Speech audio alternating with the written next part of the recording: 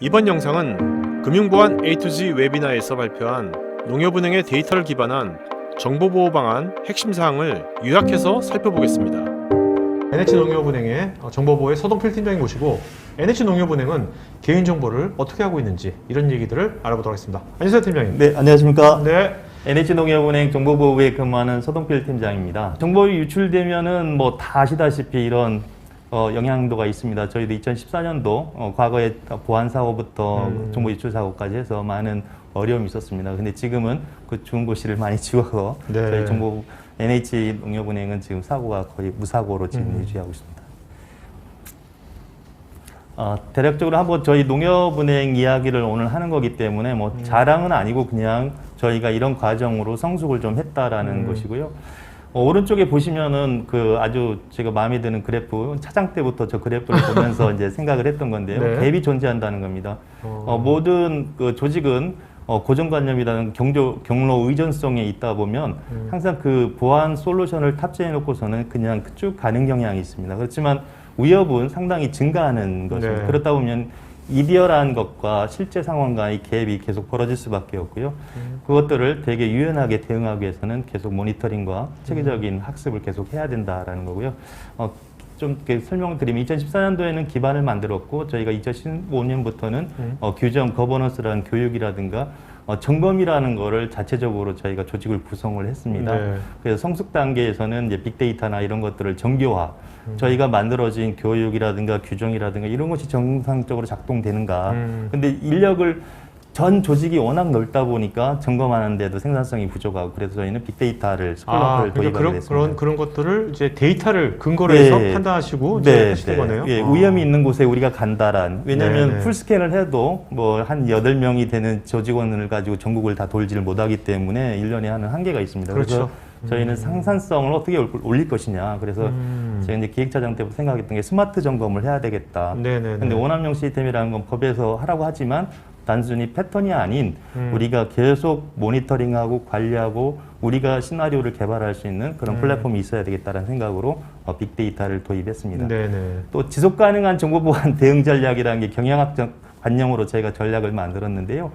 아까 금방 말씀드린 것 솔루션 하나 도입해 놓으면 끝이 아니라 이런 것들을 계속 평가해야 된다는 겁니다. 왜냐하면 저희 영향도 평가라든가 새로운 위협이라든가 이런 평가, 자기 성숙도 평가를 해서 네. 새로운 전략을 계속 만들어가는 지속 가능한 정보 보안 대응 전략을 갖춰야 된다라는 게 이제 도약 단계로 로드맵을 짜서 현재도 이제 프로젝트를 진행하고 있습니다. 네. 그러니까 지금 여기 맨 오른쪽에 이 갭, 네. 갭이 계속 존재하니까 그쵸. 지속가능하게 하려면 이거 대해서 계속 대응 방안을 마련하지 않으면 안 된다는 거죠? 그렇죠. 네. 계속 어드밴스한 그 보안 정책이나 솔루션들을 찾아야 되고 저희가 위협을 찾아내야 되기 때문에 계속 그러한 그 전략을 갖춰야 된다. 자, 근데 여기서 보면 이제 데이터 기반 보안 이런 거 다 이해가 되는데 네. 여기 보면 사람 중심 보안이라고 했잖아요. 네. 이따가 자세히 설명하시겠지만 네. 오늘 지금 일단 짧게 네. 사람 중심 보안이라는 게 어떤 겁니까? 피플 센트릭이라고 해서 이제 유명한 책도 있습니다. 그 피플 센트릭 시큐리티라고 해서 보안을 솔루션 베이스로 보는 게 아니라 우리가 그 솔루션 사이사이를 연결하는 절차가 승인입니다. 네. 승인이고 그다음에 우리가 임직원 인플로이를 트러스트하고 생각을 하고 있는데 그러한 행동들을 우리가 잘 관찰하고 제도를 잘 만들어야 되고 또 우회하지 않게 편리함을 줘서 뒷단에서는 많은 보안적 요소를 갖춰야 된다. 사람을 네네. 불편하게 하면 우회할 수가 있기 때문에 그런 요소 사람 중심의 보안 전략을 짜야 된다. 네네. 네, 그런 게 people centric 시큐리티입니다. 네, 알겠습니다. 저희가 이제 고민하는 것들이 이제 정보보호의 가장 기본 4가지입니다. 이제 정책, 법령, 내규, 반드시 법령이나 내규를 통해서 중거성을 확보를 해야 되는 것이고요. 이제 그 다음에 그 내규나 법규도 비즈니스에 얼라인드된 그냥 보안이 아닌 비즈니스를 고려한 법규, 내규를 만들어야 된다라는 게 저희 개념이고요. 그 다음에 점검입니다. 어려운 과제죠. 비즈니스 얼라인드 시큐리티. 그 다음에 그런 내가 만들어 오는 정책이 잘 이루어지고 있는지를 점검을 해야 된다. 예, 그래서 이제 제3자라든가 내부, 수탁자 이런 부분을 저희가 점검을 하고 있고요. 또 이제 교육입니다. 가장 중요한 게 이제 보안의 50% 이상은 저는 교육이라고 생각합니다. 그렇기 때문에 people centric security에 있어서는 인식 제고가 가장 중요하다. 예, 왜냐하면 저희가 생각해 보면 과거를 되돌아보면 지금 보안 사고나 그 정보 유출 사고나 이런 것들이 대부분 다 인식 부족에 의해서 발생한 사건들이다. 단순하게. 예, 그래서 보안은 사람이 중심이 돼야 된다라는 생각을 갖고 있고요. 자, 근데 이제 교육이란 게요. 네. 뭐 이런 금융권에 네. 금융권에 보안 교육하면 금융위 어디 가면 어디 기관들 가면 협회라든지 하잖아요. 네. 매번 하잖아요. 네. 뭐 그런 교육은 어떤 문제가 있다고 보십니까? 네. 어떤 저는 어떤 부족함? 나리지 자체가 네. 행동을 바꾼다고 생각하지 않습니다. 아. 예, 왜냐하면 안다는 것과 이해한다는 것과 행하는 것은 전혀 다른 거죠. 철학적인 말씀이십니다. 그래서 사람이 행동할 수 있게끔 하기 위해서는 교육의 본질을 우리가 고민해야 되는데 사실 전자금융 감독 규정에 보면 3692 시간으로 제한되어 있거든요. 어떤 네. 교육을 해도 상관없습니다. 질적인 거를 누가 확인도 안 합니다. 금감원도 그렇고. 하지만 시간이라는 것은 우리 판관비인데 그거를 어떻게 그냥 우리가 시간을 소비할 수가 있느냐. 본질적으로 교육이 인식 제고에 도움이 될 수 있도록 우리가 컨텐츠를 만들어야 된다라고 이제 직원들한테 이야기를 하고 있습니다. 네. 저는 이제 정보보호부에서 개인정보를 하면서 직원들한테 프레임워크를 갖고 일을 해야 된다. 왜냐하면 우리가 막 달리다 보면 한쪽으로 달리는 경우가 많습니다. 사람들은 몰입하면 자기가 좋아하는 것만 가게 그렇죠. 편집을 하게 되거든요. 네네. 그런데 이제 정보보호라는 것은 일이 뚫어지면 덱이 날아가는 거기 때문에 전체적으로 우리가 어느 쪽이 강하고 어디가 약하고 이런 거를 비율을 보면서 관리를 해야 된다. 그래서 법령이 요구하는 것뿐만 아니라 우리가 어떤 리스크 관리 차원의 GRC 개념이라든가 아니면 그 안정성 확보 주제에 필요한 내용들 이런 것들을 프레임워크를 짜서 항상 우리가 모니터링 보면서 어디가 부족한지를 살필 수 있도록 프레임워크를 좀 만들어서 중점적으로 추진해야 될 네. 거를 체크하고 있습니다. 이게 팀원들이 이렇게 프레임워크 네. 기반으로 사고를 한다는 것은 네.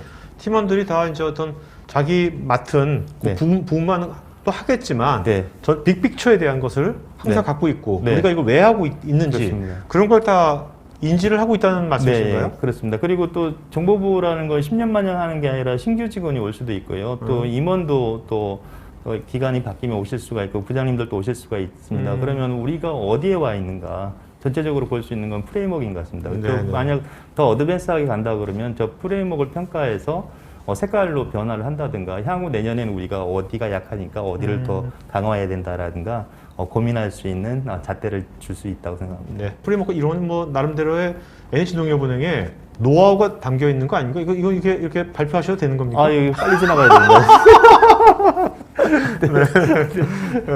네.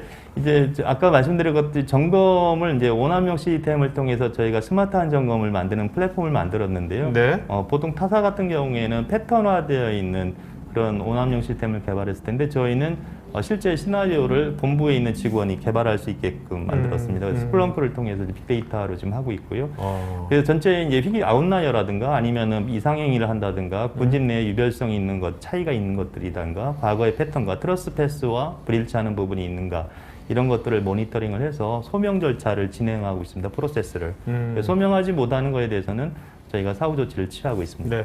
이런 걸 진짜 원하면 모니터링 할 때는 진짜 아까 말씀하신 그 영업점이라든지 일선에 있는 분들이 네. 여기 같이 여기 조인해가지고 해야지 네, 이런 맞습니다. 훨씬 더 효과적이 되겠네요. 네, 영업점에서 나 소명 그렇죠. 절차에서 싸워야 되는데 네. 이게 빅데이터 데이터만 안다고 해서 싸울 수가 없습니다. 그렇죠. 네가 뭐가 문제다라는 걸 우리가 정확하게 법률적으로 알려주지 않으면 영업점 직원은 아무리 기술적인 이야기 또 시나리오에 잡힌 거야 해도 이해를 못 그렇죠. 합니다. 그건 툴이기 때문에 네. 저희 직원들이 그 프로세스도 알아야 되고 현장 경험도 있어야 되고 이거는 네가 정당하게 잘못한 거야라고 얘기할 수 있어야 되기 때문에 현장 지식이 필요하죠. 그럼 이제는 지금 말씀 들어보니까 네. 이제는 이제 뭐 그 금융기관의 이제 보안을 담당하시는 분들하고 또 도메인을 잘 아는 네. 이런 분들하고 서로 네. 이렇게 잘 소통하고 네. 하는 것이 되게 중요하겠네요. 이제는. 네, 정보부에서는 가장 중요한 게 소통인 것 같습니다. 공감하지 않는 보안 정책은 반발을 사거든요. 예, 그것처럼 소통할 수 있는 능력을 가지려면 현업 인력이 중요하고 또 내부적으로 소통을 해야지만 외부인을 소통시킬 수가 있는 거죠. 그렇게 잘 안 되면 아까 말씀하신 지속 가능한 보안이라는 것이 존재할 수가 없겠네요. 네, 맞습니다. 네, 그 앞단에 있는 프레임워크를 통해서 이제 저희가 현장 점검을 연계합니다. 위험이 있는 곳에 우리가 간다라는 걸로 해서 점검팀에서는 저 스플렁크에 모델링을 해서 위험사무소 위주로 가서 저희가 점검을 하고 있고요. 저희가 이제 모니터링에 나온 시나리오가 진짜 맞는지 여부는 현장 점검을 통해 더 확인하는 그런 개념을 갖고 있습니다. 네. 효과 분석인데요. 뭐 저희가 뭐 아까 점검도 하고 효과 분석했는데 통계적으로 이렇게 모형을 통계량을 가지고 분석을 하고 있습니다. 근데 이제 p-value가 거의 비슷한데 이게 왜 차이가 없지 하면은 그림을 그려본다든가 이러면은 확실히 교육 효과가 뭐 이런 것들이 있구나라는 걸 알 수가 있습니다. 네. 근데 제가 네. 이 그래프를 어떻게 보는지가 잘 이해가 안 되는데 좀 쉽게 좀 설명해 주신다면 이게 네. 네. 네, 그 교육을 받았던 집단하고 네. 교육을 받지 않은 집단 간의 어떤 그 오남용 건수 변화를 분석한 건데요. 네. 이제 p-value라는 건 그 기무가소를 기각할 수 있는 확률이지 않습니까? 이제 그게 이제 0.5나 0.1 이하가 아니면 의미가 없다고 하지만 그래도 한번 우리가 있을 것이다 해서 그래프를 그려서 보면 차이가 있습니다. 네. 아무래도 이제 통계량은 유의하지는 않지만 그래도 차이가 있고요. 그 다음에 이제 어떤 통계량 유의한 경우가 있어서 한번 보면은 중간에 이제 비어 있는데 왜 저런 게 비어 있을까? 저런 집단은 신규 직원한테 교육을 잘 시켰을까? 뭐 이런 고민을 하는 거죠. 그러면은 그런 교육을 최근에 못 받은 집단한테 더 동향지를 더 발송을 해라. 뭐 이런 의사결정을 할 수 있는 여기 나오는 통계량들은 다 일러스트레이션입니다. 네. 아니, 오늘 근데 제가 이게 또 얘기를 나눠보니까요. 네. 현재 NH농협은행은 네. 그 정말 그 실제로 이런 걸 아까 캠페인을 벌이고 시행하는 것도 중요하지만 실제로 그거의 결과를 네. 실제 그 데이터화하는 그런 체계가 좀 잘 돼 있는 것 같아요. 네, 피터 드러커도 관리하지 못하는 건 경영을 못한다고 했듯이 이렇게 관리하려면 분석하지 않으면 알 수가 없는 것 같습니다. 예. 그게 저번에 아까 그 NH농협의 전략 네. 그 30대, 31대 계속 그래프 보여주셨잖아요. 근데 아까 2016년부터 18년까지 데이터, 빅데이터 네. 했다고 했지 않습니까? 네. 그러면 그때 알파고 나온 다음부터 우리가 데이터를 해야겠다고 생각하신 거예요? 알파고 상관없이 그때부터 2016년도에 예, 2014년도 기획차장 때부터 이제 고민을 했습니다. 네네. 이게 왜냐면은 제가 이제 그 정보보안본부를 설립해놓고 제도나 이런 걸 만들었는데 그걸 어떻게 누가 확인하지라는 고민을 하게 됐고요. 근데 점검팀 인력을 몇백 명을 쓸 수도 없는 것이고 외주를 줄 수도 없는 것이고 그렇죠. 또 가봤자 볼 수 있는 게 한계가 있을 것이다. 그러면은 우리가 지금 풋프린트가 워낙 많이 쏟아져 나오기 때문에 그 데이터를 핸들링해서 볼 수는 있을 것이다. 정확하게 어떻게 볼지는 모르겠지만 할 수 있을 것이다라고 해서 그렇지. 시작을 한 겁니다. 정말 그런 데이터를 어차피 다양한 데이터를 그때부터 이제 모으신 거잖아요. 네. 그렇죠? 분석할 수 있도록 네, 그런 네. 것들이 그럼 지금 NH농협은행도 그 오늘 주제와 다른 거지만 뭐 머신러닝이나 인공지능이라든지 이런 것들을 좀 적용을 하고 계십니까? 지금 보안 쪽에서 고민을 하고 있습니다. IT 네. 보안부도 고민하고 있고요. 저희 부서에서는 직원들이 그 부분 적용 여부를 왜냐하면 머신러닝을 하더라도 모델이 정확하게 나와야 되기 때문에 네네. 탑재할 수 있는 기술력은 있지만 그 모델링이 중요하지 않습니까? 그런 분석력이라든가 인력도 중요하고 그래서 지금 훈련을 하고 있습니다. 어쨌든 간에 뭐 그거 학습을 시킬 수 있는 데이터는 지금 네. 데이터 체계를 네, 잘 만들어 놨으니까 네. 되게 그런 걸 적용하기에 유리한 지금 뭐 네. 입장에 서신 거네요. 지금. 네, 계속 그 양 부서에서 그래서 효율적으로 분석을 하기 위해서 계속 준비를 하고 있습니다. 네. 알겠습니다. 팀장님 요즘 느끼실 때 이 개인정보 이 네. 어떤 위협에 대해서 개인정보 보호에 대한 네. 위협에 대해서 요즘 특히 새롭게 느껴지는 뭐 위협의 어떤 이슈라든지 그런 거가 있다면 한두 가지만 말씀해 주신다면. 이제 다양한 뭐 IoT라든가 이제 비대면 거래를 통하다 보니까 저희가 이제 여러 가지 이제 개인정보에 대한 고객들의 니즈도 더 올라갈 것 같고요. 네. 금융회사 입장에서는 이제 그 데이터를 더 잘 관리하지 않으면 고객들은 민원을 엄청 낼 것 같습니다. 왜냐면은 코로나에 의해서 거의 대면보다는 비대면으로 하기 때문에 고객들은 더 믿음이 가는 은행을 원할 것이고요. 예, 그래서 그런 보안 이슈들은 민원을 통해서 더 많이 발생할 수 있어서 특히 더 조심해야 될 것 같습니다. 알겠습니다.